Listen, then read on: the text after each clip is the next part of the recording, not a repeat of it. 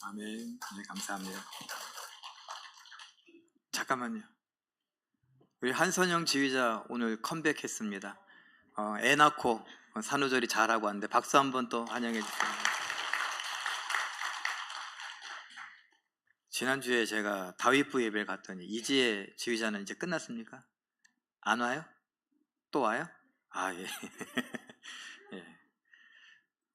우리 이지혜 지휘자님은 이렇게 잠깐 이렇게 대신 자리를 채워주시면서 후배거든요. 후배죠. 한참 후배여갖고 그냥 이렇게 막 이렇게 순수함, 막 이렇게 이런 것들이 막 이렇게 묻어났다면 우리 한선영 지휘자는 이제 또 애를 낳았다고 조금 더 이렇게 노숙한, 능숙한 모습이 있는 것 같아요. 우리 찬양대를 잘 섬겨주시고 또 이끌어주셔서 감사합니다. 우리 곁에 계신 분들과 한번 인사할까요? 잘 오셨습니다. 만나서 반갑습니다. 예, 우리 주경무 집사님도 반갑고요. 예, 우리 재율이도 반가워요. 그리고 상준이도 반가워요. 예, 이렇게 보니까 정말 반가운 얼굴들도 있어. 다 반가운데 또 한번 인사하죠. 우리 함께 예배하게 돼서 영광입니다. 함께 예배하게 돼서 영광입니다. 예, 우리 서로 이렇게 반갑다고, 잘 지냈냐고 인사도 하고 그렇게 축복도 해주고 웃는 얼굴로 이렇게 인상 쓰면서 왜 이제 왔냐고 그러지 마시고 그랬으면 좋겠습니다. 자, 오늘 말씀 우리가 잘 알고 있는 내용이에요. 뭐 제가 요새 계속하는 이야기들은 잘 알고 있는 내용들인데 한번 성경을 좀 잘 들여다보고 그리고 좀 생각해보자 라는 거예요. 우리는 3년 동안 생각하는 신앙이 되자 그러면서 우리의 신앙에 대한 생각들을 좀 하는데 사실은 이제 3년 동안 실천하는 신앙인이 되자라고 할 건데 생각한 것들을 이제 하나씩 해보자 라는 의미가 있습니다. 자, 우리가 잘 알고 있는 이야기, 뭐 마리아라고 하기도 하고 한 여인이라고도 하는데 한 여인이 예수님의 머리에다가 향유 옥합을 붓는 일, 참 생각만 해도 은혜로운 이야기죠. 참 그래서 우리가 찬양도 있고 그래서 이렇게 생각하면은 우리 교회도 그런 향기가 가득했으면 좋겠다 뭐 이렇게 됩니다만 오늘 이야기를 들어보면서 진짜 은혜로운지 한번 생각해 봤으면 좋겠습니다. 그 배경들을 한번 살펴보는데 그림으로 정리해 보면 마태복음 26장과 마가복음 14장, 요한복음 12장에 이 이야기가 나옵니다. 그리고 그럼 언제쯤이냐라고 했을 때 6월절 명절 이틀 전이다 라는 말이 동일하게 나오고요. 그리고 3번에 보면 이게 한번 읽어보죠. 시작. 대제사장들과 서기관들, 장로들이 모였대요. 이 사람들이 모여요. 우리가 성경을 읽어보면 이 사람들은 예수님을 좀 대적하던 자들인데 대적하던 자들이 왜 모였을까? 네 번째 한번 읽어볼까요? 시작. 예수를 잡아 죽일 방도를 의논함. 자, 오늘 대제사장 집에 서기관들과 장로들과 대제사장들 다 모이십시오. 안건은 예수님을 어떻게 죽일까 하는 것입니다. 이렇게 소문냈을까요? 아니요. 비밀리에. 그러면 지금 예수님과 제자들은 이런 상황을 알까요? 모를까요? 모르는 상황입니다. 예수님을 죽이려고 하는 그런 내용을 잘 모르는 상태에 지금 여기에 모여 있는데 그 모인 장소 이런 것들을 한번 살펴보죠. 5번째 읽어봅니다. 시작. 베다니, 다시 살아난 나사로의 동네. 아시죠? 죽었다가 살아난 나사로, 그 나사로가 살고 있는 동네 베다니에 예수님이 계신다라는 것이고 6번째 어디에 있느냐 읽어보죠. 시작. 나병 환자 시몬의 집에서. 나병 환자 시몬의 집에서. 그냥 한번 더 보죠. 7번째 뭐 하셨느냐 시작. 예수님이 식사하실 때에. 그리고 8번째 시작. 여인이 매우 비싼 향유를 예수께 부음. 요게 대략적인 내용이에요. 앞에 부분에서 뭐 하고 있었습니까? 사람들은 예수님을 죽일 의논을 하고 있었고 지금 예수님은 나병 환자 시몬의 집에서 뭐 하고 계세요? 식사하고 계시고 여인이 갑자기 나타나서 머리에 향유를 부었다라는 것입니다. 오해의 소지가 있는 것을 한번 바로잡죠. 나병 환자 시몬의 집이다 라고 말하는데 그 사람이 지금 나병 환자일까요? 아니에요. 지금 나병 환자면 이 나병 환자인 시몬이 집에 있을 수도 없거니와 집에 있는 것 자체가 불법이죠.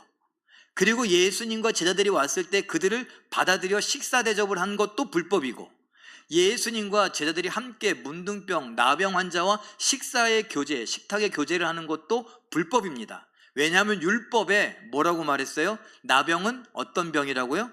부정한 병이라고요. 그래서 사람들이 뭐라고 해야 되냐? 나는 부정하다, 나는 부정하다. 그러니까 어떻게 부정 타지 말라고? 가까이 오지 말라고요. 그런데 그래야 되는 이 사람이 나병 환자 시몬의 집이라면 그러면 안 된다는 거예요. 그러니까 결국 무슨 말이냐? 예전에 나병을 앓았다가 문둥병을 앓았다가 지금 뭐 한 사람이에요? 치료되고 회복된 사람이다 라는 것이죠. 그럼 그런 집에 들어가서 지금 식탁의 교제를 하고 있습니다. 그냥 이게 뭐가 된 거야? 별명처럼 된 거예요. 이 사람은 가슴 아프지만 또 어떻게 보면 기적의 주인공이죠. 뭐예요? 나병을 앓다가 나았으니까. 딱 이런 상황 속에 있어요. 여인이 그 집에 와서 예수님 머리에 향유를 부었습니다. 그런데 그 향유가 어떤 향유일까? 뭐 제가 정리해 봤어요. 마태, 마가, 요한복음을 정리해 보니 읽어볼까요? 시작. 매우 귀하고 값지고 비싼 향유다. 귀하다라는 말은 마태복음에, 값지다라는 말은 마가복음에, 비싸다라는 말은 요한복음에 나와요. 같은 말인데 서로 다르게 표현해서 제가 모아봤고, 그 중에 제가 강조하고 싶은 것은 뭐냐? 비싸다라는 거. 자, 비싸면 얼마나 비싸길래? 읽어보죠. 시작. 순전한 나드 한 근이 담긴 옥화. 순전한 나드 한 근이다. 뭐 이게 뭐요? 우리는 잘 몰라요. 한 근, 뭐 그래 이게 뭐 몇 그램 이런 것도 있겠지만 이거는 도대체 얼마 정도 되길래? 그래서 제가 정리해봤어요. 성경에 이렇게 나옵니다. 뭐라고요? 300데나리온인데 우리나라 돈으로 계산하면 얼마? 4,500만 원. 비싸요, 싸요? 비싸요. 자, 좋아요. 이 비싼 향유 옥합을 어떻게 했다고요? 깨뜨려서, 그래서 그 집에 어떻게 했다? 네 번째? 집에 향기가 가득해졌다. 그래서 우리는 향기가 가득했다. 그래서 은혜로운 이야기로 생각을 합니다. 진짜 은혜로운지 이제부터 시작이에요. 생각해 보세요. 제가 여러분 제 신방을 갔어요. 재우리가 저기예요. 제가 맨날 종종 목다님을 찾는데요. 그래서 왔어요. 집에서 수원에서부터. 자, 제가 재우리네 집에 신방을 갔습니다. 근데 재우리 엄마 아빠가 신방을 받는다고 어머니 아버지 우리 최정희 핏대권사님하고 우리 안두현 장로님까지 이렇게 모셨습니다. 그런데 안두현 장로님이 유산같이 아끼는 가보로 물려도는 어떤 백자라고 할까? 청자라고 할까? 이런 거를 미리 이렇게 딱 줬었어요. 선물로. 결혼 축하하고 애들 잘 키운다고 선물로 주고, 내가 나중에 또 유산도 주겠지만 요 정도 미리 이렇게 성의 표시한다 그랬어요. 그런데 재율이가 너무 좋다고 목사님 왔다고 목사님 제 손 잡고서 자기 방 가서 장난감도 구경시켜주고 막 이러다가 오메 요거 할아버지가 선물한 거라고 자기가 꺼내보겠다고 까치발 들고 들었는데 놓쳤어. 어떻게 됐을까요? 깨졌어. 그래서 그 청자인지 백자인지 그게 목이 땡가당 했어.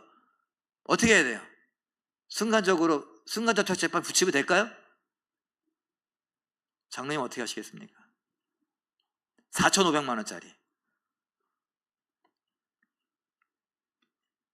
여러분 결혼 반지 다이아를 받았다. 4,500만 원짜리.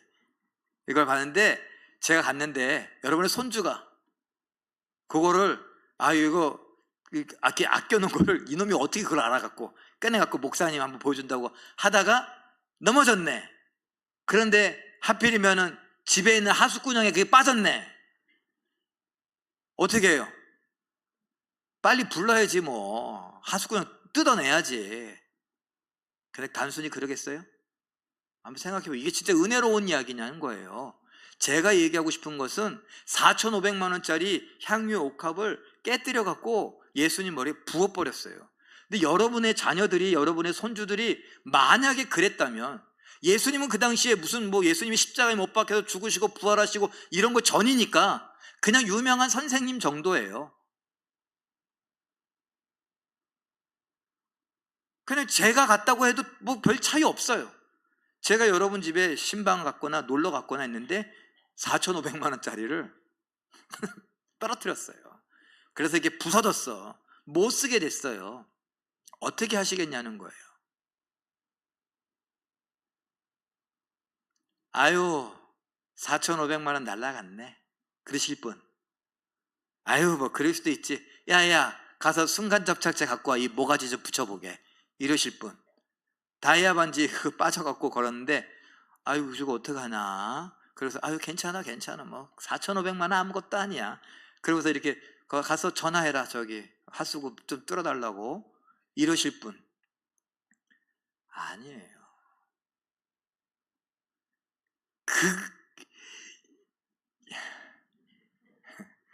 제가 여러분들하고 개인적으로 신방의 자리였으면 더 세게 했겠지만, 여기 온라인 유튜브로 나가고 또 이런 데서 제가 또 그럴 수는 없어요. 이 정도만 해도 다 아시죠? 여러분이 하시는 그 모습이에요.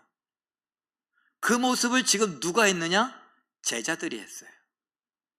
그 제가 뭐라는 거예요? 제자들의 마음을 이해하시지 않냐는 거예요. 우리는 막 은혜롭게 막 여인이 마리아고 막 이렇게 깨뜨려고 예수님 막 하고, 은혜롭고 향기롭고, 진짜 은혜가 가득하다, 이런 생각만 했는데, 그냥 실제적으로 생각해 보자고요. 4,500만 원이라고. 우리 교회 뭐 리모델링 헌금한다고, 개척 건축 헌금한다고 4,500만 원 헌금해 보신 분 있으세요? 그런데 4,500만 원이 한순간에 날아갔다고요. 어떻게 하시겠냐고요. 제자들의 반응을 한번 정리해 봤습니다. 마태복음은 이렇게 기록하더라고요. 1번 읽어봅니다. 분개했습니다. 분개한 게 뭐야? 2번 마가복음은 이렇게 기록합니다. 읽어보죠. 시작. 화를 내며 책망했습니다. 요거죠. 화를 내며 책망했다고요. 그래서 어떻게 되느냐? 3번 읽어봅니다. 시작. 여자를 괴롭게 했습니다. 아이가 저한테 목사님 그러면서 이거 설명해 준다고 막 자랑하려고 그러는데 까치발 들고 하다가 하다가 와장창 낑그랑 했을 때, 여러분 어떻게 해? 야 이니 이러는데 얘는 어떻게 벌써 울어요. 왜? 이 깨졌으니까. 여인이 지금 향유 옥합을 4,500만 원짜리를 깨서 예수님 뭐에 부었어요. 그랬는데 쟤들이 화를 내더래요. 이야!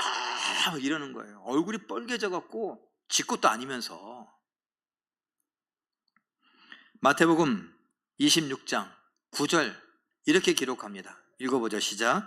이것을 비싼 값 300데나리온 이상에 팔아 가난한 자들에게 줄 수 있었겠도다. 비싼 값 4,500만 원 이상 받을 수 있다. 그래서 가난한 자들에게 줄 수 있었겠도다 라고 말하는 거예요. 여러분, 저희 교회도 여러분들이 성탄 헌금을 내면 거기에 50%, 뭐 그게 맞으면 되지만 안 맞아도 200만 원 정도 우리 연초에 성탄절 지난 직후에 우리 동사무소에 보내드립니다. 고마워할까요, 안 할까요? 2천만 원 말고 200만 원 고마워하세요. 그래서 동장님들이 이렇게 올 때마다 저희 교회를 오셔요. 그래서 교회에서 이렇게 좋은 일 많이 하고 도와주셔서 감사하다고 인사해요. 심지어 저 표창장 받을 뻔해요. 서대문 구청에서 표창장 받으라고 오라고. 저 몇 번 거절했어요. 그냥 그거 제가 하는 게 아니고 우리 성도들이 하는데 뭐 그거를 우리 성도들 다 부르려면 부르든가. 그래서 몇 번 거절했어요. 또 최근에 우리 인근의 이웃들 화재가 났잖아요. 그래갖고 어떻게 도우면 좋을까? 동장님하고 의논하고 사회복지사하고 의논하니까 식사 대접하는 게 제일 좋을 것 같대요. 그게 실질적이라고. 돈을 줘봐야 어떻게 뭐 전달하는 과정 이미 늦어버린대. 그래요? 그러면 식사 대접하죠. 식당 정해놓고 결제하고 맛있는 거 마음대로 드세요. 마음이 힘드니까. 그런데 그분들이 가고 제일 싼 거 드셨어요. 왜? 결제한 거 보니까 그래. 그리고 모여갖고 야 교회 고맙다 막 이렇게 이야기하면서, 제가 얘기했잖아요. 어느 아드님 다른 교회 다니는데 야야 그 교회 가지 말고 제일 교회 나가. 그분들이 모여갖고 뭐 이렇게 얘기하더니 좋다 그러더니 봉투에 넣어갖고 고맙다고, 힘들 때 도움이 됐다고, 위로가 됐다고 아니 밥값 비슷하게 주셨어. 그럼 우리는 계산으로 따져보면은 돈 안 들이고 그냥 인심 얻은 거예요. 무슨 말이에요? 액수가 중요한 게 아니라 사람들은 고마워하더라고요. 근데 지금 얼마? 4,500만 원. 이거면 얼마나 고마워하겠어요. 그래요, 안 그래요? 그걸 땅에 쏟아버리느니 4,500만 원 도와주면 얼마나 좋겠어요. 지금 그런 얘기를 해요? 좋아요. 우리 한번 제가 마태복음 26장 8절 우리 한번 읽어볼까요? 시작. 제자들이 분개하여 이르되 무슨 의도로 어찌하여 이것을 허비하느냐? 무슨 의도로 어찌하여 이것을 허비하느냐? 땅에 쏟아버리느냐? 요 얘기예요. 그런데 예수님께서 요 이야기를 듣고 그들의 말과 비슷하게 말씀하십니다. 마태복음 26장 10절 읽어봅니다. 시작. 너희가 어찌하여 무슨 의도로 여자를 괴롭게 하느냐? 그가 내게 좋은 일을 하였느니라. 잠깐 보세요. 무슨 의도로 어찌하여, 제가 그랬죠? 요 똑같은 단어예요. 그러니까 제가 번역했으면 이렇게 번역했을 거라는 거예요. 제자들이 분개하여 이르되 무슨 의도로 이것을 허비하느냐? 라는 말을 들으시고 예수님께서 너희가 무슨 의도로 이 여자를 괴롭게 하느냐? 그가 내게 허비한 것이 아니라 좋은 일을 하였느니라. 무슨 의도로? 왜? 어쩌자고? 어찌하여? 그래요. 제자들은 허비했다고 말했어요. 예수님은요, 좋은 일을 했다고, 의미 있고 가치 있는 일을 했다고 했습니다. 도대체 이게 무슨 차이일까요? 왜 똑같은 일을 갖고 한쪽에서는 허비했다 그러고 한쪽에서는 의미 있고 가치 있는 좋은 일을 했다고 말할까요? 관점의 차이예요. 초점의 차이예요. 목적과 목표의 차이예요. 무엇을 위해, 어찌하여, 무슨 의도, 이게 중요합니다. 사람들은 이 여자가 다른 의도를 갖고 그냥 허비한다고 생각했습니다. 그런데 예수님은요, 뭐라고요? 이 여자가 좋은 의도를 갖고 이것을 좋은 일로 썼다라고 말씀하십니다. 그것은 하나님의 뜻과 관계되겠죠. 그건 조금 이따 이야기하기로 하고, 무슨 의도, 여기에 한번 관점을 맞춰보죠. 여인에게 무슨 의도냐고 그랬습니다. 예수님도 제자들에게 뭐라 그랬다고요? 무슨 의도냐 그랬습니다. 무슨 의도로 이 여자들, 너희 속에 무슨 꿍꿍이가 있냐는 거예요. 요한복음 12장 4절 6절은 요한이 이 일에 대하여 고발합니다. 그 제자들이 누구냐? 4절 읽어보죠. 시작. 예수를 잡아줄 가룟 유다가 말했습니다. 유다가 그랬다는 거예요. 6절 읽어봅니다. 시작. 그는 도둑으로 돈꾀를 맞고 거기에 넣는 것을 훔쳐가는 자였습니다. 그러니까 뭐 하려고 그랬더니 유다가 돈 훔치려고 지금 그런 의도를 갖고 이 여자에게 면박을 주면서 화를 내고 책망을 했다는 거예요. 무슨 의도로 이 여자를 책망하느냐? 예수님은 아셨던 거예요. 네가 이것을 4,500만 원어치 팔아서 가난한 자에게 주라고, 그거를 팔고 갖고 오면 네가 훔쳐가려고, 그걸 내가 모르는 줄 아냐?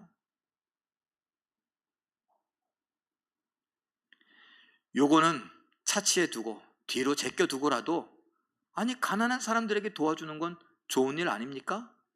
가난한 사람들 도와주는 일인데요. 우리 선행을 베풀어야죠. 그런데 요거 물타기입니다. 요즘 말로. 예수님이 요 일과 관련하여 보고 있는 관점은 하나님과의 관계 속에서인데, 이 사람들, 제자들, 특별히 유다는요, 유다가 아니더라도 다른 사람들은요, 세상의 관점으로 이 돈에 집중하고 있어요. 예수님께 집중하는 것이 아니라 돈에 집중하고 있어요. 그래서 비싸다, 값지다, 귀한 것이다, 300데나리온 4,500만 원, 이걸 부각시킨 겁니다. 마태복음 26장 11절 12절 예수님께서 의미 있는 말씀을 하십니다. 읽어보죠. 시작. 가난한 자들은 항상 너희와 함께 있거니와 난 항상 함께 있지 아니하리라. 이 여자가 내 몸에 이 향유를 부은 것은 내 장례를 미리 준비하기 위하여 함이니라. 항상 함께 있지 않는다. 무슨 말이에요? 죽는다는 말이에요. 난 이제 죽는다. 그리고 이 여인은 내 장례, 내 죽음을 준비하는 것이다. 우리가 아까 봤잖아요. 4절, 남몰래 대제사장들과 서기관들과 장로들이 모여서 뭐 했다고요? 예수를 죽이려고 했다고요. 4절 읽어보죠. 시작. 예수를 흉계로 잡아 죽이려고 의논하되. 이런 배경 전체를 봐야 되는 거예요.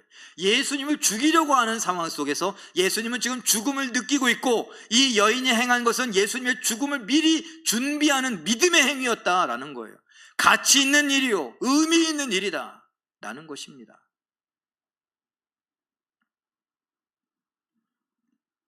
이런 거 또 하나 얘기해 볼까요? 예수님께서 야, 너희들이 나를 누구라고 하느냐? 그때 베드로가 저요! 그러고서 말했죠. 주는 그리스도시요 살아계신 하나님의 아들이니이다. 아, 딩동댕, 잘했다. 바요나 시몬아, 네가 복되도다. 이것은 네가 안 것이 아니라 하나님이 너희를 알게 하셨으니까. 와, 이렇게 좋은 말씀 하셨어요? 그리고 난 다음에 예수님 뭐라고 하세요? 난 이제 장차 사람들에게 붙잡혀서 고난을 당하고 죽은 것이다. 죽은 후에 3일 만에 다시 살아나게 될 것이다. 이렇게 말씀하세요. 그때 베드로가 어떻게 했습니까? 아, 그렇구나. 그랬어요? 무슨 말씀이시냐고. 아니, 그런 말 하지도 말라고. 말이 씨가 된다는 거 모르냐. 우리 식이에요, 제가 표현하는 거예요. 오직 그런 말을 하시냐고. 막 그래요.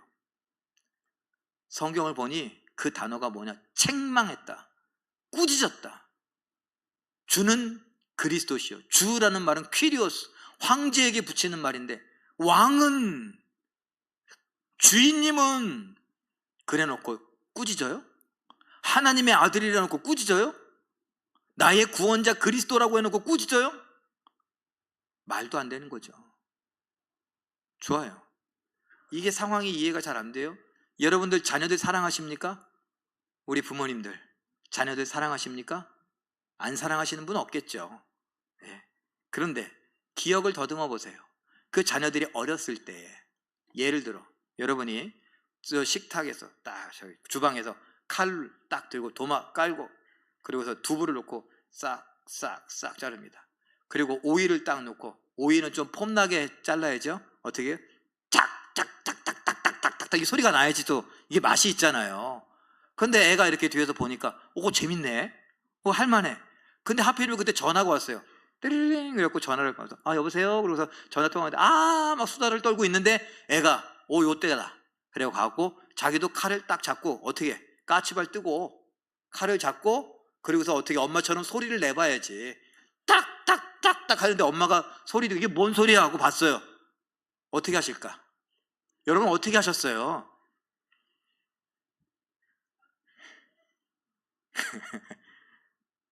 잠깐만, 야, 나 지금 어떻게 해요? 막 가갖고 어떻게 해요? 칼 뺏고 칼 던지고 그냥 애 엉덩이를 때리면서, 손을 때리면서 안 된다고, 이거 뗐지, 위험하다고, 큰일 난다고 그랬잖아요. 누군데? 사랑하는데. 지금 뭐 했어요? 화를 내면서 막 어쩔 줄 몰라 했다고요. 그 마음이 지금 베드로의 마음이라고요. 성경에 있는 이야기가 저 멀리 있는 무슨 동화책에 나오는 얘기처럼 그냥 아, 그랬구나 이러다 보니까 이게 실감이 안 나요.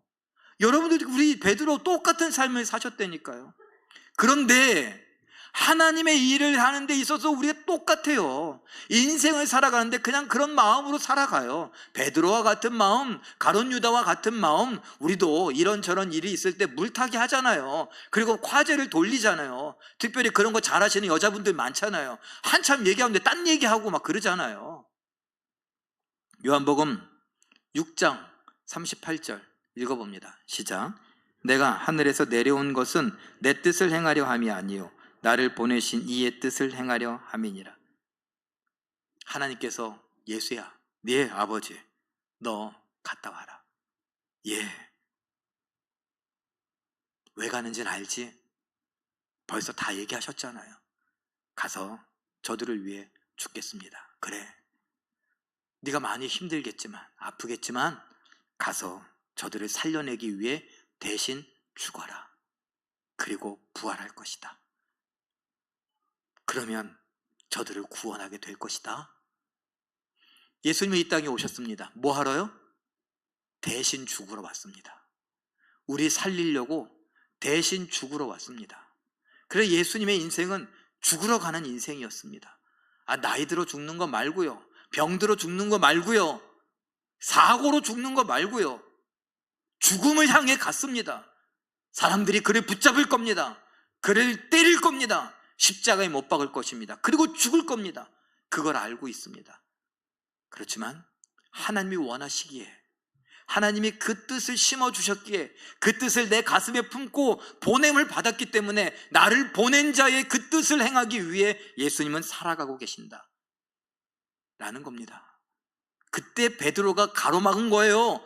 아유, 무슨 택도 없는 소리, 말도 안 되는 소리, 위험합니다. 그러면 안 됩니다.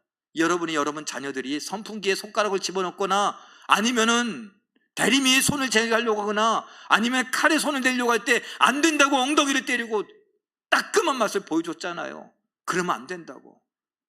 사랑하는 마음에 베드로가 그랬어요. 그때 예수님이 뭐라고 하셨습니까? 마태복음 16장 23절 읽어보죠. 시작. 베드로에게 이르시되 사탄아, 내 뒤로 물러가라. 너는 나를 넘어지게 하는 자로다.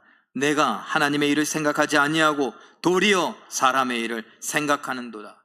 인정에 이끌려서 제자된 도리로, 어미된 도리로, 아비된 도리로, 자녀된 도리로 우리는 사람들의 일을 많이 생각합니다. 우리가 자랑하진 않지만 제가 여러분에게 자랑스럽게 이야기하는 거, 우리 성도들 참 착합니다. 착해요. 그야말로 법 없이도 살아갈 수 있을 것 같아요. 참 착한 분들. 그래서 문제입니다. 뭐가 문제예요? 사람들이 착하다라고 하는 거기에는 사람 냄새가 나는 거고 사람의 도리를 한다는 거예요. 이게 함정입니다. 뭐라고? 그럼 착하게 살지 말란 말인가? 아니에요. 관점이 달라요. 우리는 사람의 일을 생각해요. 그래서 우리라도, 누구라도 예수님이 죽는다고 했을 때 베드로처럼 말렸을 겁니다. 사람의 일을 생각하면 뭐예요? 아까 여자가 향유를 부었을 때, 야, 4,500만 원 이거 아깝게 여기다 땅에 쏟아버리냐고, 이걸 팔아서 가난한 사람들을 도우면 사람의 일이에요. 이 불쌍한 사람들이 얼마나, 지금 우리나라에도 지난 비가 많이 왔을 때 고통당한 사람이 얼마나 많은데 그들을 찾아가서, 화재로 집을 잃어버린 사람들이 얼마나 많은데 그들을 찾아가서 이걸 도와줬으면 그들이 얼마나 힘을 얻었을까. 지금 스페인에, 튀르키예에, 캐나다에, 하와이에 막 불이 나갖고 난리라고 하는데 거기에 보냈으면 그 사람들이 힘을 얻었을 텐데 그런 거 아니에요? 4,500만 원을 땅에 쏟아버리다니. 우리는 돈의 가치를 따집니다.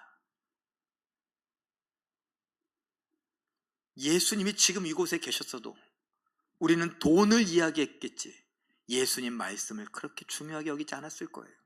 어떻게 아냐고요? 지금 이 말씀, 우리가 살았고 운동력이 있어 좌우의 날선 그 어떤 예리한 검보다도 더 예리하다고, 이 말씀이 우리의 양식이고 이 말씀이 우리를 살렸고 이 말씀은 곧 하나님의 말씀이고 예수님의 말씀이라고, 예수님은 살아계시니까 그 살아계신 예수님이 우리에게 주신 말씀이라고 하면서도 이 말씀에 순종하지 못하잖아요. 특별히 내 돈과 관련하여서, 내 꿈과 내 야망과 내 계획과 이런 것들과 관련하여서, 내 자녀 교육하는 것과 내 부모 공양하는 것과 내 부모 치료하는 일과 이런 일들과 관련하여서요, 뭐가 먼저예요? 사람의 생각으로 그런 것이 먼저잖아요. 그래서 돈 계산을 하잖아요. 계산기를 두들기잖아요. 교회 일도 다 계산기 두들기더라고요. 하나님의 뜻이 무엇인지 먼저 묻지 않더라고요.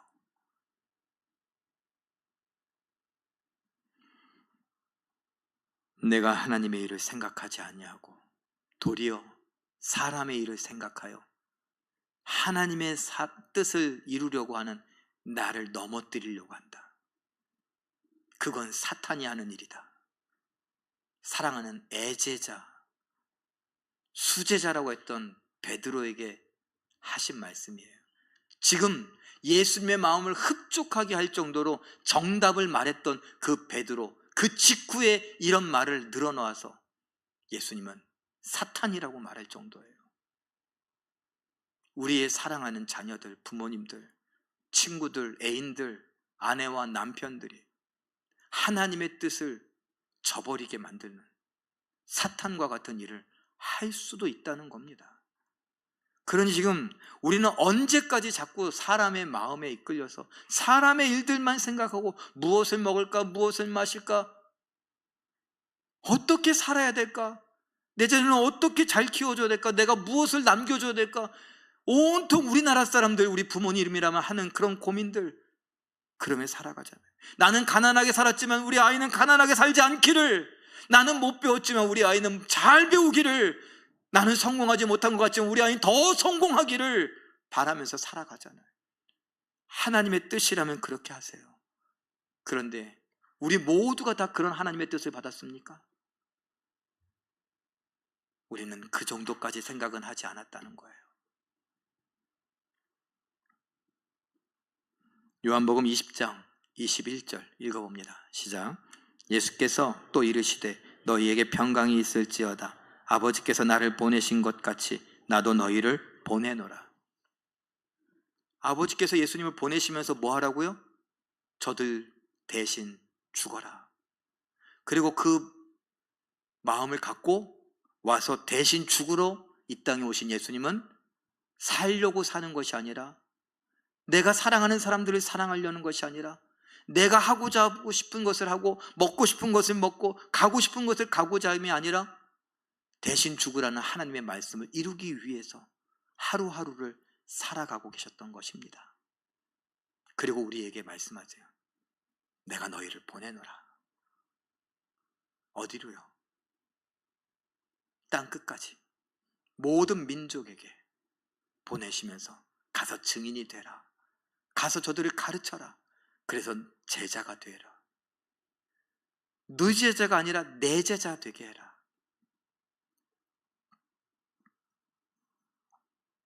그래서 예수님 말씀하십니다. 너 나 믿니? 예. 믿으면 뭐니? 예수님을 따라가는 거죠. 그래, 나를 따른다는 건 뭐니? 성경이 뭐라 그러니? 예수님의 발자국을 보며 발자취를 따라가는 겁니다. 그래, 제 얘기 잘했다. 나는 나를 보내신 이 아버지 하나님의 뜻을 이루기 위하여 이 땅을 살아간다. 그러기 위해선 뭘 해야겠니? 나를 부인해야 돼. 내가 하고 싶은 거, 내가 이루고 싶은 거, 내가 갖고 싶은 거, 내가 그 나를 부인해야 돼. 그게 잘 안 돼. 나를 죽여야 된다. 나의 십자가를 지고 내가 죽지 않으면 아버지 하나님의 뜻을 이룰 수가 없단다. 그래서 뭐라 그래요? 죽기까지 복종하셨다고 말씀하시지 않습니까? 믿음이란 그런 거다. 넌 어떡하겠니? 가죠. 따라갑니다. 그래, 좁은 문인데 예, 갑니다. 그거는 길이 협착하고 험한데 예, 그래, 가자. 좁으면 어떻고 힘들면 어떠냐? 내가 너와 함께 하는데 가자. 그리고 우리가 이 믿음의 길을 가는 거라고요.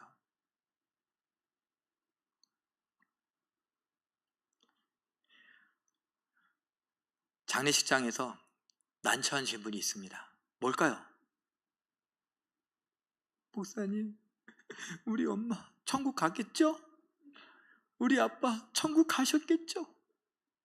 목사님, 우리 남편, 우리 아내.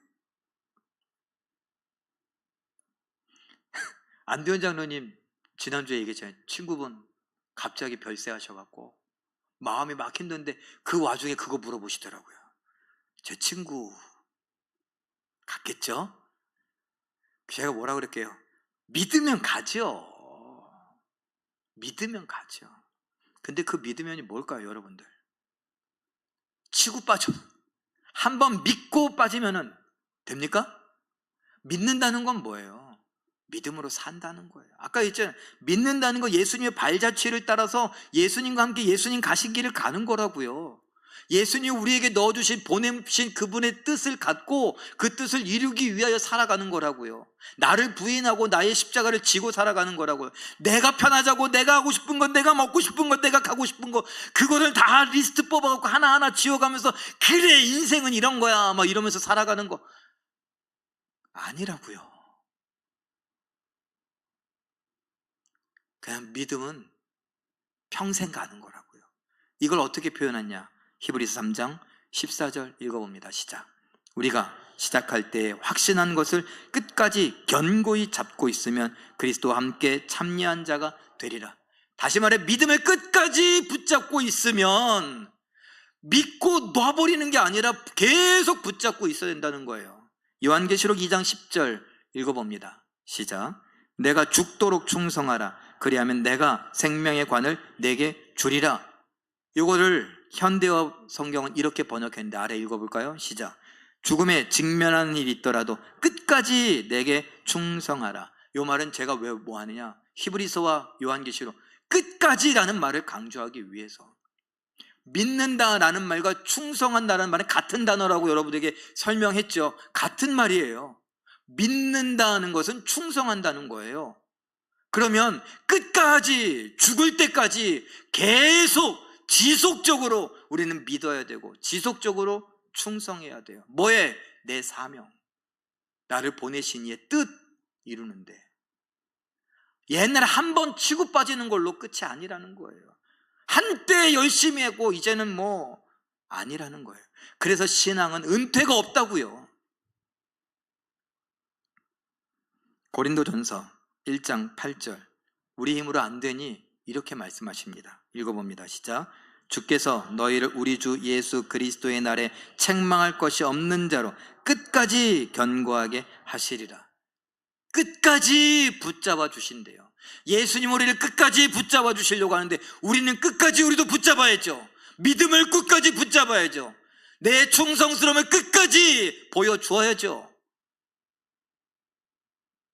믿는 거 이거 대충 하는 일이 아니라고요. 그래서 예수님은 좁은 길이라고 많은 사람이 가지 않는다고 했던 거예요. 우리 같은 사람들만 할 수 있다고요.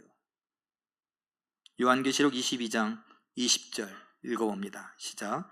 이것들을 증언하신 이가 이르시되 내가 진실로 속히 오리라 하시거늘 아멘 주 예수여 오시옵소서.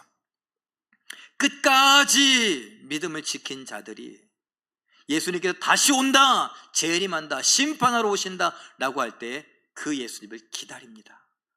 책망할 것이 없도록 예수님께서 끝까지 붙잡아 주실 텐데 그러면 우리는 어디에 있어요? 심판할 때 심판자의 예수님이 계시고 그 앞에서 벌벌벌벌벌 떨면서 어떻게 될까 이런 게 아니라 끝까지 믿음을 지킨 믿음으로 살아온 우리들은 예수님 옆에 있어요.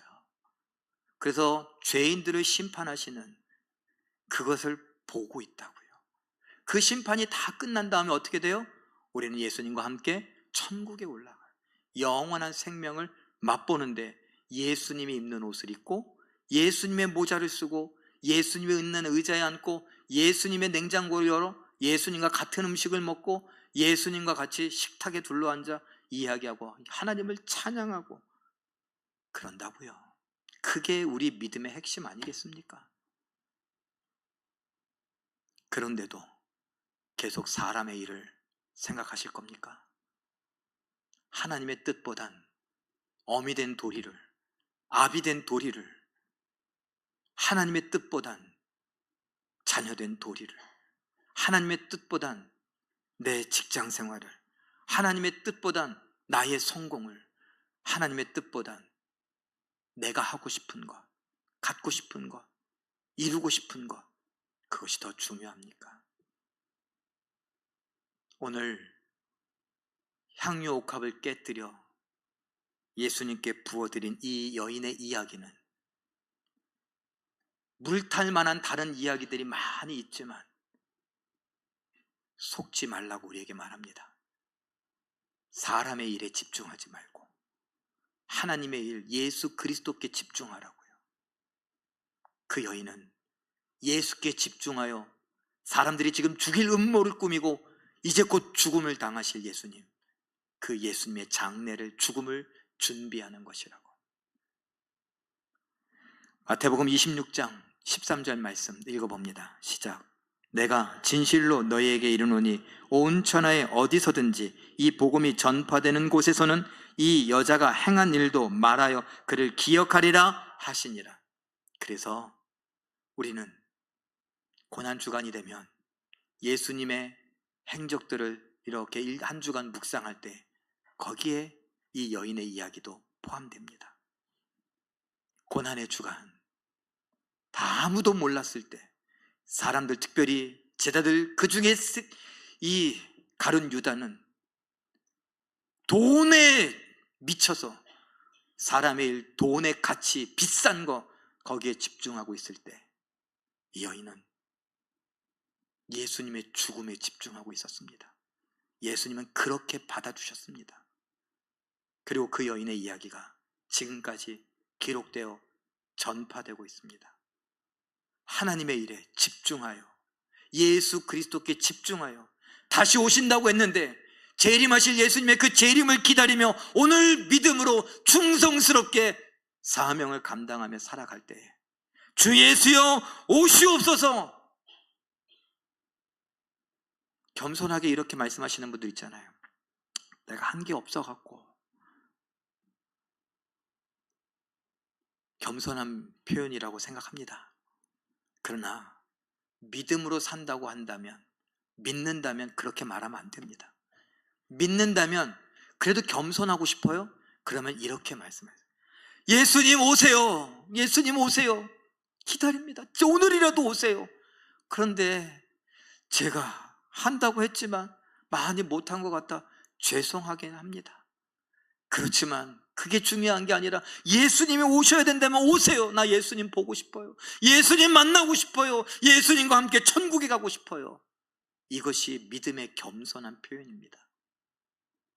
그러니 사람의 일을 생각하지 말고 하나님의 일을 생각하여 우리를 보내신 하나님의 뜻을 이루는 일에 믿음으로 충성하며 오늘을 살아가실 수 있는 우리 모두가 되시길. 그래서 우리 자손들이 그래, 믿음으로 산다는 건 우리 할머니 같이, 우리 할아버지 같이, 우리 어머니 같이, 우리 아버지 같이, 우리 장로님, 권사님, 집사님 같이 살아가는 거지. 그렇게 기억되어지고 이야기되어지고 예화거리가 되고 간증거리가 되는 우리의 인생이 되시길 예수님의 이름으로 축원합니다. 기도하겠습니다.